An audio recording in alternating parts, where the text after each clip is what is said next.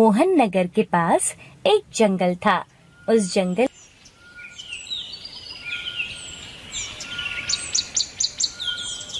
जंगल में नाग और नागिन रहा करते थे। उन्होंने कभी भी किसी भी गांव वाले को कोई कष्ट नहीं पहुंचाया था।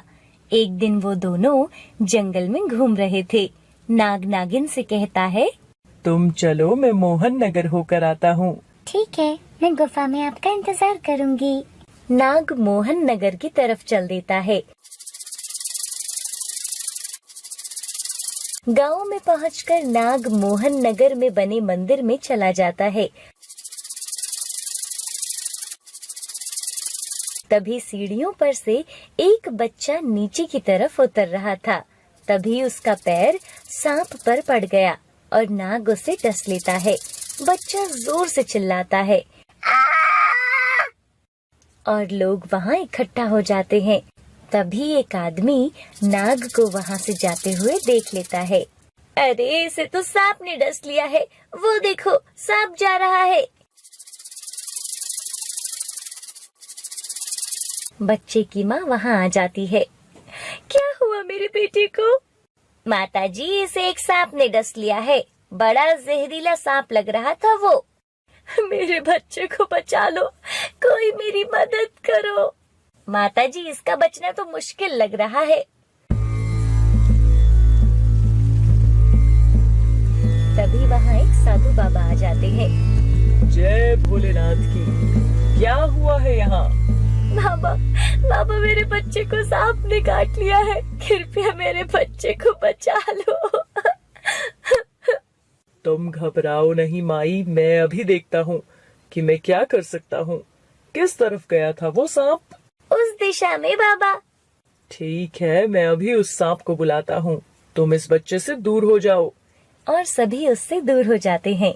साधु बाबा एक बीन निकालते हैं और उसे बजाने लगते हैं।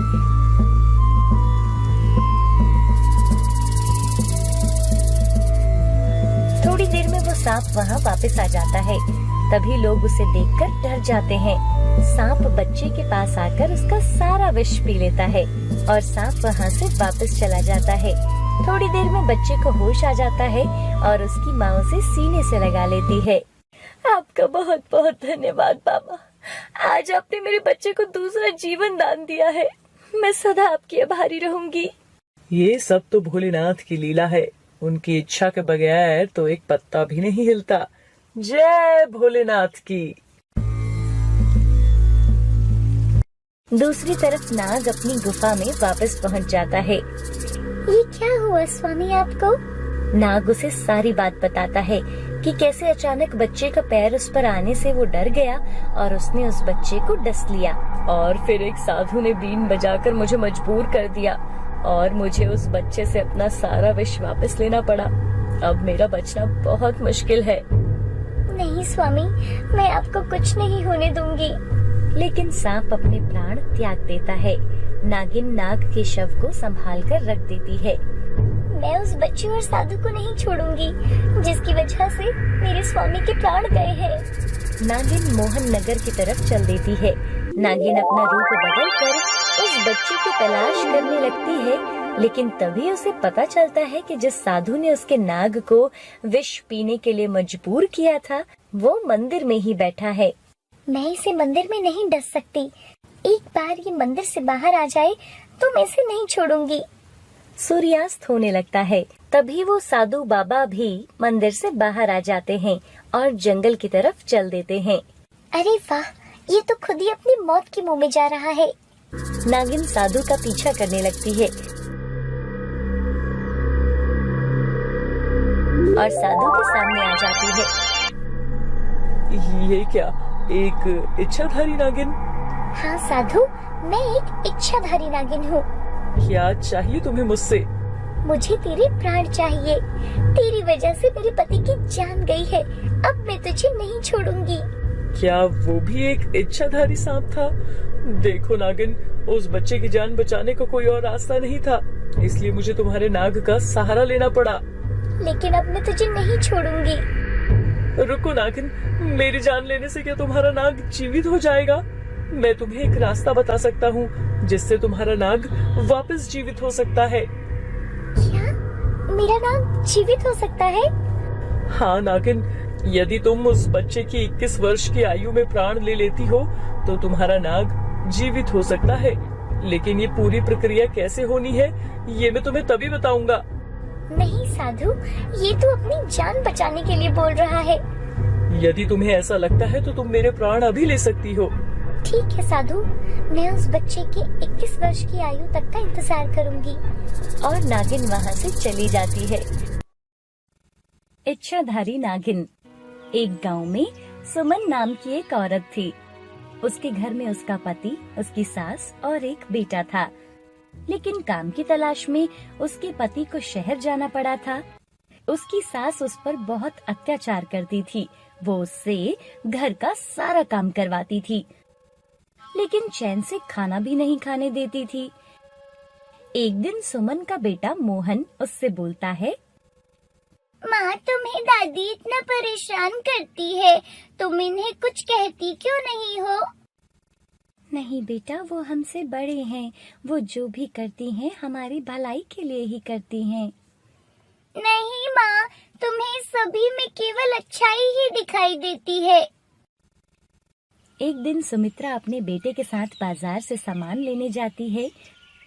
तभी वो देखती है कि सड़क पर दो सांप थे और सामने से एक बस आ रही थी। हे भगवान, इनको तो बस कुचल देगी। और सुमित्रा बस के सामने आकर उसको रोकने की कोशिश करती है और बस सुमित्रा से टकरा जाती है। ये देखते ही मोहन घबरा कर बेहोश हो जाता है। वह दोनों सांप इच्छाधारी थे और वह अपना रूप बदलकर सुमित्रा के पास आते हैं। हे भगवान, इस औरत ने हमारे लिए अपनी जान जोखिम में डाल दी। अभी इसकी सांसें चल रही हैं, हमें जल्द ही इसे इलाज के लिए लेकर जाना चाहिए। तभी नागिन उसके बेहोश बेटे को देखती है। आप इसे लेकर जाओ, इसके बेटे को मैं देखती हूँ। ठीक है। नागिन जब उस बच्चे को उठाती है तो वो जोर जोर से माँ माँ चिल्लाने लगता है। माँ, माँ, माँ। तभी नागिन उसकी माँ का रूप ले लेती है। मोहन जब अपनी आंखें खोलता है तो वो अपनी माँ को सामने देखकर बहुत खुश होता है। माँ, तुम ठीक हो ना? हाँ बेटा, मैं ठीक हूँ। चलो अब घर चलते हैं। नागिन और मोहन घर के लिए चल देते हैं। घर पहुँचते ही सुमित्रा की सास बोलती है, अरे कहाँ मर गई थी तू? आने में इतनी देर क्यों लगा दी तूने? नागिन उसके व्यवहार से चौंक जाती है और मन ही मन में सोचती है, इतनी अच्छी इंसान को इतनी बुरी सास मिली है, इसको तो सबक सिखाना ही पड़ेगा।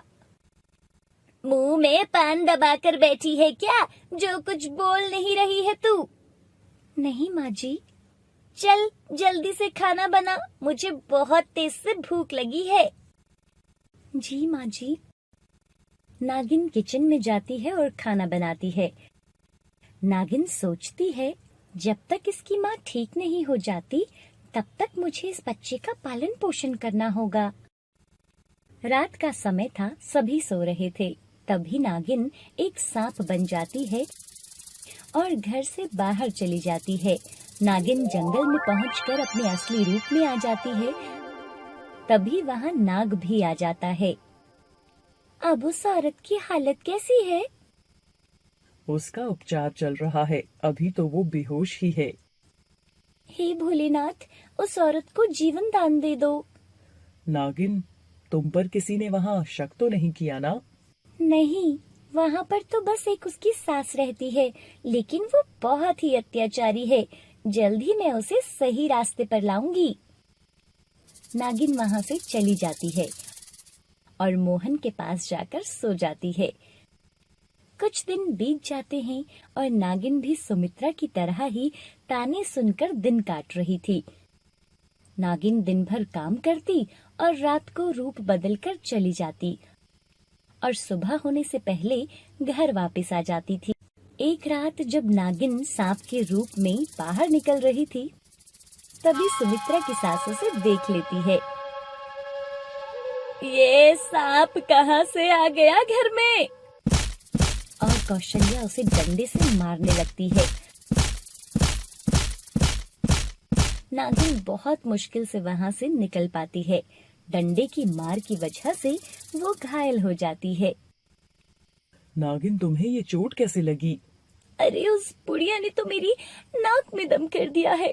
दिन भर डांटती रहती है और अब मुझे सांप के रूप में देखकर डंडों की बरसात कर दी। तो तुम उसका कुछ करती क्यों नहीं? मैं उस औरत की छवि खराब नहीं करना चाहती। लेकिन तुम्हें उस अत्याचारी औरत को तो सबक सिखाना ही चाहिए। ठीक है, मैं जरूर उसे सबक सिखाऊंगी। अगली सुबह नागिन घर पर वापस जाती है। कहाँ से आ रही है तू महारानी इतनी सुबह सुबह? नागिन कुछ नहीं बोलती और अंदर चली जाती है। लगता है इसके भी पर निकलने लगे हैं। दिन के समय कुछ गांव के लोग और एक जमींदार उनके घर आ जाता है। रमेश, कहाँ है तू? क्या हुआ जमींदार जी? रमेश मेरे पैसे लेकर गया था, लेकिन अभी तक उसने पैसे वापस नहीं किए। कहाँ है वो? वो तो शहर में ही काम करता है, बहुत जल्द आपका उधार चुका देगा। अच्छा, लेकिन जब तक वो पैसे नहीं देता तुम्हें कुछ चीज गिरवी रखनी होगी। हमारे पास तो कुछ भी नहीं है आपको देने के लिए। लेकिन तभी जमींदार सुमित्रा को देख लेता है और उसकी नीयत बिगड़ जाती है। ये रमेश की बीवी है ना, इसको मेरे साथ चलना होगा और मेरे घर में काम करने होंगे। नहीं, मैं कहीं नहीं जाऊंगी। तभी मोहन वहाँ भाग कर आ जाता है। कौन हो तुम सब? मेरी माँ को परेशान क्यों कर रहे हो? अच्छा, तो इसका लड़का भी है। चलो उठा लो दोनों को। नागिन गुस्से में आग बबूला हो जाती है। जैसे ही जमींदार के आदमी उसकी तरफ बढ़ते हैं, तभी सुमित्रा एक डंडा उठाकर उन पर हमला कर देती है। नागिन जमींदार और उसके आदमियों को बहुत मारती है और वहाँ से सभी भाग जाते हैं। सुमित्रा की सास सोचती है, मेरी बहू तो भीगी बिल्ली जैसी थी, आज ये शेरनी कैसे बन गई। सुमित्रा भी गुस्से में आकर अपने कमरे में चली जाती है। रात हो जाती है। कौशल्या सुमित्रा के कमरे के पास जाती है तो वो खिड़की से देखती है। हे भगवान! कौशल्या बहुत घबरा जाती है। आखिर कौशल्या ने ऐसा क्या देख लिया जिससे वो इतना घबरा गई, ये हम जानेंगे इसके अगले भाग में। एक जंगल में इच्छाधारी नाग नागिन रहते थे। नागिन गर्भवती थी। उन दोनों के पास असीम शक्तियां थी। वह किसी का भी रूप ले सकते थे। वह कभी किसी को नुकसान नहीं पहुंचाते थे। एक दिन नाग जंगल से बाहर जाता है और पास के गांव में वेश बदल कर जाता है। वो पूरे गांव में घूमता है और रात होने पर जंगल वापस लौटता है। नाग नागिन से बोलती है, नाग, तुम कहाँ थी? मैं कब से तुम्हारा इंतजार कर रही हूँ। अरे मैं तो पास के गांव में गया था। क्यों? आप वहाँ क्यों गए थे? कोई पसंद तो नहीं आ गई आपको? अरे तुम कैसी बात करती हो? तुम्हारे अलावा मैं किसी के बारे में सोच भी नहीं सकता। तो क्यों गए थे आप वहाँ? अरे मैं देखने गया था कि वहाँ कोई मुसीबत में तो नहीं है। हमें अपनी शक्तियों का प्रयोग किसी की भलाई के लिए करना चाहिए। यही बात तो मुझे आपकी बहुत पसंद है। दूसरों की चिंता करना और उनकी मदद करने के लिए हमेशा आगे रहना। पर अभी मैं गर्भ से हूँ, इसलिए तुम मेरे पास ही रहा करो। हाँ नाग रानी, जैसी आपकी आज्ञा। लेकिन फिर भी नाग गांव में चला जाया करता था। एक दिन नाग बाजार में घूम रहा था। उसी बाजार में एक सपेरा भी बैठा हुआ था। नाग बाजार में चलते चलते उस सपेरे के पास पहुंच गया। उसकी बीन की आवाज सुनकर नाग खड़े खड़े झूमने लगता है। सपेरा बीन बजाते हुए उसे देखता है। सपेरे को उसे देखकर बहुत आश्चर्य होता है। नाग वहाँ से चला जाता है, पर सपेरे को उसमें कुछ गड़बड़ लगी तो वो एक तांत्रिक के पास जाता है। सपेरा तांत्रिक को पूरी बात बताता है। उसकी बात सुन के तांत्रिक बोलता है, ये लक्षण तो किसी नाग के हैं। पर वो एक आदमी था। अरे मूर्ख, वो एक इच्छाधारी नाग होगा जो एक इंसान के रूप में वहाँ घूम रहा था। कल मैं तुम्हारे साथ बाजार में रहूंगा। अगले दिन नाग फिर से बाजार जाता है और सपेरे के पास जाकर उसकी बीन की आवाज सुनने लगता है। ये तो एक इच्छाधारी नाग है। अगर मैं इसे पकड़ लूं तो इससे मुझे बहुत सी शक्तियाँ प्राप्त हो सकती है। नाग बाजार से चला जाता है और उसके पीछे तांत्रिक और सपेरा आने लगते हैं। वह दोनों नाग को घेर लेते हैं। कौन हो तुम दोनों और क्या चाहते हो मुझसे? मुझे पता है तू एक इच्छाधारी नाग है और मैं तुझे कैद करने आया हूँ। तांत्रिक, मुझे कैद करना इतना आसान नहीं है। अच्छा, इतना घमंड? अभी बताता हूँ। सपेरे, बीन बजा। सपेरा बीन बजाने लगता है और तांत्रिक मंत्र पढ़ने लगता है। नाग धीरे धीरे बेहोश होने लगता है। तभी सपेरे की बीन टूट जाती है। तुम्हारी इतनी हिम्मत कि तुम मेरे नाग राजा पर हमला करो। तांत्रिक देखता है कि नागिन गर्भवती है। हिम्मत अभी देखी कहाँ है तूने मेरी। तांत्रिक नागिन पर अपनी शक्तियों से हमला कर देता है। नागिन तांत्रिक के हमले से घायल हो जाती है। मुझसे टकराने आई थी। अच्छा ही हुआ नाग और नागिन दोनों ही मेरे कैद में आ गए। तभी नाग अपनी शक्तियों से नागिन को वहाँ से गायब कर देता है। नहीं, तांत्रिक, अब तू उस नागिन तक कभी नहीं पहुँच सकेगा। लेकिन वो तुझे ढूंढते हुए जरूर मेरे पास आएगी और तब मैं उससे वो मणि छीन लूंगा। तांत्रिक नाग पर फिर से हमला करता है और नाग बेहोश हो जाता है और सांप के रूप में परिवर्तित हो जाता है। सपेरे, ले उठाओ इसको और चलो मेरे साथ। तांत्रिक नाग को एक बोतल में बंद कर देता है और नागिन को जब होश आता है तो वो देखती है कि वो वापस अपनी गुफा में है। मैं उस तांत्रिक और सपेरे को नहीं छोड़ूंगी। नागिन अपने नाग की तलाश में उसी जंगल में वापस जाती है, पर उसे वहाँ कोई नहीं मिलता। नागिन अपनी शक्तियों से नाग को ढूंढने की कोशिश करती है। इस तांत्रिक ने कैसा जाल बिछाया है जो मैं अपने नाग तक पहुँच ही नहीं पा रही हूँ। सपेरे, जाओ उस नागिन को ढूंढो। मुझे उसकी संतान की जरूरत है। तांत्रिक सपेरे को एक बीन देता है।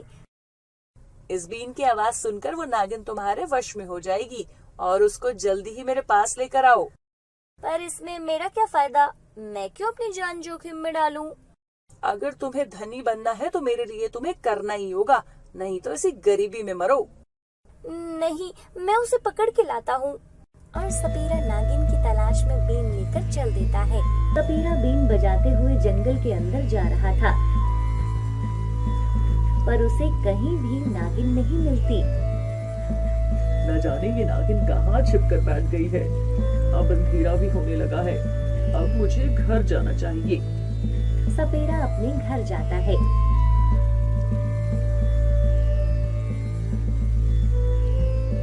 घर पहुंचकर वो अपनी बीवी से बोलता है, चमेली, आज खाने में क्या बनाया है? मुझे बहुत जोरों से भूख लगी है। सपेरे की बीवी चमेली सपेरे के पास आती है। आज घर में कुछ भी नहीं है। क्यों? मैंने सुबह कहा था कि आज राशन खत्म है, बाजार से लेते आना। अरे मैं तो भूल ही गया था, लेकिन आज तो कमाल हो गया। मैंने आज एक इच्छाधारी नाग को पकड़ा है। क्या? इच्छाधारी नाग? कहीं भांग खा के तो नहीं आए हो? अरे नहीं, मेरा यकीन मानो, मैंने एक तांत्रिक के साथ मिलकर उसे पकड़ा है और अब अकेले ही नागिन को भी पकड़ूंगा। हाय राम, तुम इतना खतरा मोल क्यों ले रहे हो? कहीं वो नागिन तुम्हें कोई नुकसान न पहुंचा दे। अरे नहीं, उस तांत्रिक ने मुझे ये बीन दी है। इसे सुनते ही वो नागिन मेरे वश में आ जाएगी। दिखाओ ये बीन, मैं भी तो देखूं क्या है इसमें ऐसा। अरे तू क्या जाने मेरी इस कला के बारे में। ले, देख ले।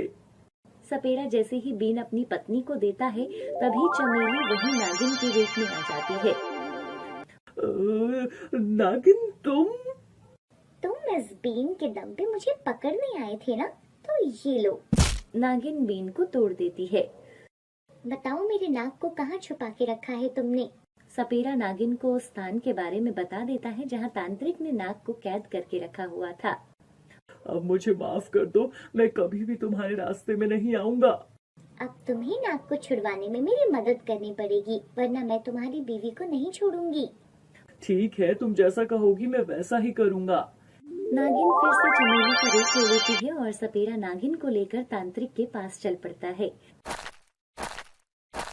रात के समय तांत्रिक अपनी तपस्या में लीन होता है। बुरी आत्माएं उस तांत्रिक की रक्षा कर रही थी। जंगल में चलते समय सपेरे और चंपा के सामने एक भूत आ जाता है। सपेरे, जो काम तुझे मालिक ने दिया था क्या वो पूरा हो गया? सपेरा भूत को देखकर बहुत डर जाता है।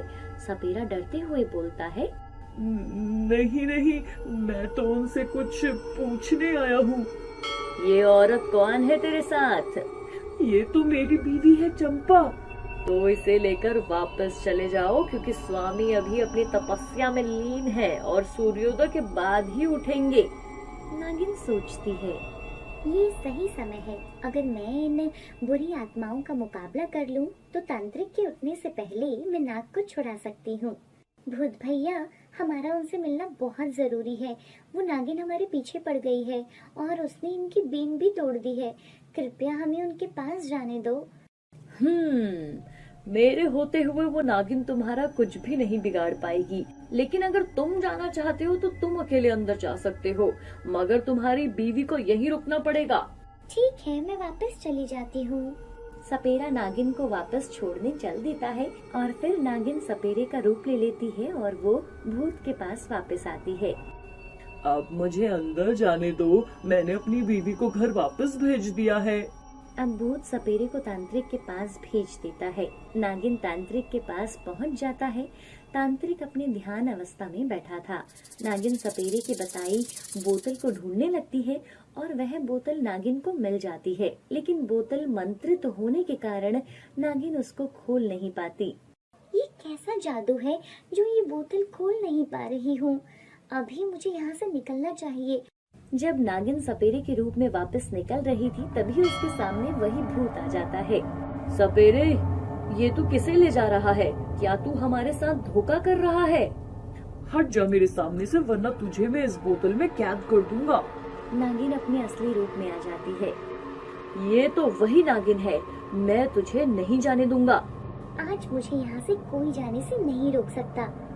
दोनों एक दूसरे पर अपनी शक्तियों से हमला करने लगते हैं और नागिन भूत को भस्म कर देती है। नागिन वहाँ से चली जाती है। सूर्योदय होने पर जब तांत्रिक उठता है तो वह देखता है कि नाग की बोतल वहाँ नहीं थी।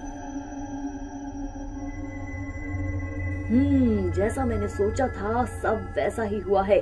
उस बोतल के कारण अब मैं कभी भी उस नागिन तक पहुँच सकता हूँ। एक बार वो अपनी संतान को जन्म दे दे, फिर मैं उसे उठा ले जाऊंगा, तभी मेरा मकसद पूरा हो सकता है। नागिन सपेरे से पूछती है, ये बोतल कैसे खुलेगी? मुझे माफ कर दो नागिन, मुझे नहीं पता कि ये बोतल क्यों नहीं खुल पा रही है। नागिन के बहुत प्रयासों के बाद भी वो बोतल नहीं खुलती है। लगता है मुझे उस तांत्रिक के पास जाना ही पड़ेगा। नहीं नागिन, वो तो यही चाहता है कि तुम उसके पास जाओ। वो नाग को नहीं, तुम्हें और तुम्हारे बच्चे को कैद में करना चाहता है। इस तांत्रिक ने कैसा जादू किया है जो मैं अपने नाग को इस बोतल से बाहर नहीं निकाल पा रही?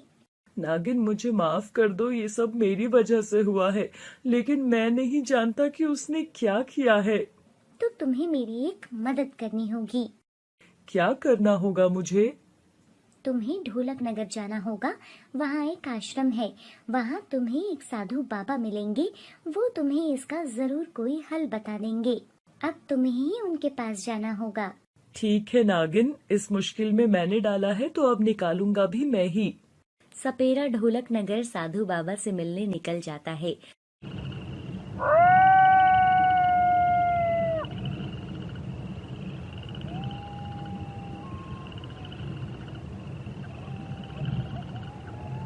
और अंधेरा होने से पहले वह आश्रम पहुंच जाता है। सपेरे को आश्रम में साधु बाबा मिलते हैं। प्रणाम गुरुजी, मेरा नाम श्यामनाथ है। सपेरा साधु बाबा को बताता है कि कैसे तांत्रिक ने नाग को बोतल में कैद कर दिया है। श्यामनाथ, ये तुमने बहुत बड़ी गलती कर दी है। उस तांत्रिक के पास असीम शक्तियां हैं। गुरुजी, कौन है ये तांत्रिक? क्या है इसके अतीत में? ये तांत्रिक किसी गांव में अपनी पत्नी और बच्चे के साथ रहता था। इसकी बीवी इसकी तंत्र विद्या से बहुत परेशान हो गई थी। तुम ये जादू टोना क्यों नहीं छोड़ देते? अब तो गांव में सभी लोग हमारे घर के पास आने से भी डरते हैं और कोई भी बच्चा हमारे बच्चे के साथ भी नहीं खेलता। देखो पारो, तू मेरी साधना के बीच मत आ। मुझे अभी बहुत सी विद्याएं सीखनी है। तांत्रिक ने अपनी शक्तियों के लिए गांव के लोगों को उठा के उनकी बलि देना शुरू कर दिया था। मेरी एक और बलि संपन्न हुई। एक रात एक गांव वाले ने तांत्रिक को बलि देते हुए देख लिया था, तो उसने ये खबर पूरे गांव में फैला दी। गांव वालों ने गुस्से में आके तांत्रिक का घर जला दिया, जिसमें उसकी पत्नी और बच्चे की मृत्यु हो गई। लेकिन तांत्रिक वहां से बच के भाग जाता है। मैं किसी को नहीं छोड़ूंगा, सबको मार डालूंगा। और तांत्रिक वहां से भाग जाता है। जंगल में जाकर वो अपनी तंत्र साधना करता है और अपनी शक्तियों से चुड़ैलों को बुलाने लगा। चुड़ैल, ढोलक नगर जा और बलि के लिए किसी व्यक्ति को उठा के ला। अब चुड़ैल ढोलक नगर आती और लोगों को उठा ले जाती। मैं किसी को नहीं छोड़ूंगी, मुझे छोड़ दो, मुझे मत मारो। चुड़ैल लोगों को लाके तांत्रिक के हवन कुंड में डाल देती थी। मैं किसी को नहीं छोड़ूंगी, मुझे छोड़ दो। तांत्रिक, और क्या करना है मुझे? ढोलक नगर का अंत। ठीक है, मैं ढोलक नगर को भस्म कर दूंगी। उस चुड़ैल को तो मैंने भस्म कर दिया था, पर उसके खौफ के कारण बहुत से लोग गांव छोड़कर चले गए। पर ये करना क्या चाहता है? ये सदा के लिए अमर होना चाहता है, इसलिए अब ये नागिन से उसकी मणि लेना चाहता है। तो अब हम नाग को बाहर कैसे निकालें जो अभी बोतल में कैद है? वो बोतल तो केवल तांत्रिक ही खोल सकता है। क्या? हाँ, इसको वापस उस तांत्रिक के पास ले जाओ, वरना उस बोतल की मदद से वो नागिन को भी बंदी बना लेगा और उससे वो मणि भी हासिल कर लेगा। क्या मुझे अभी नागिन के पास जाना होगा, वरना वो नागिन को भी कैद कर लेगा? रुको, उसको रोकने के लिए मुझे भी तुम्हारे साथ चलना पड़ेगा, क्योंकि अकेले नागिन उसका सामना नहीं कर पाएगी। अब सपेरा और साधु बाबा नागिन को बचाने उसके पास चल देते हैं। अब इस कहानी में आगे क्या होगा ये हम आपको बताएंगे इसके अगले भाग में। आपको ये स्टोरी कैसी लगी हमें कमेंट करके जरूर बताइए, और अगर आपको ये वीडियो अच्छा लगा है तो इसे लाइक करो, शेयर करो, और अभी तक आपने अगर हमारे चैनल को सब्सक्राइब नहीं किया है तो इसे अभी सब्सक्राइब कर लीजिए और साथ ही दिए गए बेल आइकन की घंटी को भी दबा दीजिए, ताकि जब भी हम कोई भी स्टोरी अपलोड करें उसका नोटिफिकेशन आपको सबसे पहले मिल सके।